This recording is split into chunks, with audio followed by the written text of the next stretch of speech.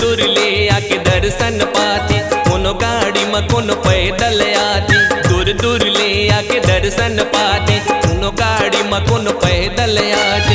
उधर गढ़ माँ दाई के शरण माँ भीड़ हवे लाखों हजार। ए दाई तोरे महिमा अपार, ए दाई तोरे महिमा अपार, ए दाई तोरे महिमा अपार, ए दाई तोरे महिमा अपार।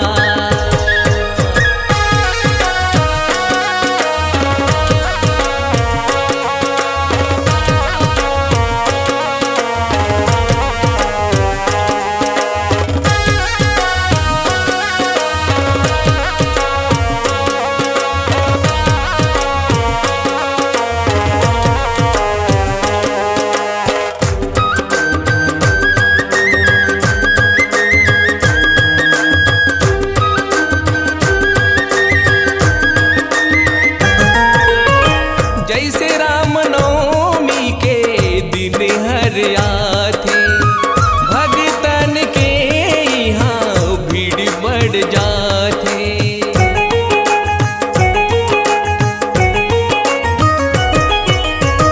जैसे राम नवमी के दिन हर आथे, भगतन के यहाँ भीड़ बढ़ जाथे।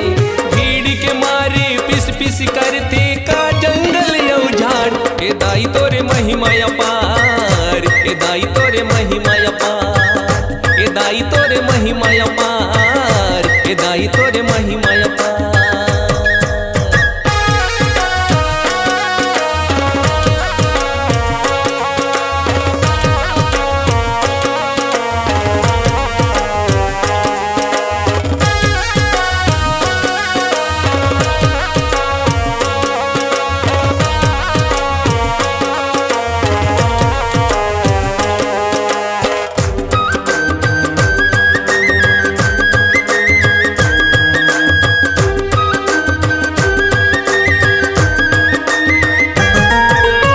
सच मन से कोनो दाई लागो हारे, सबो झन के सुनते दाई गुदर गढ़ पहारे।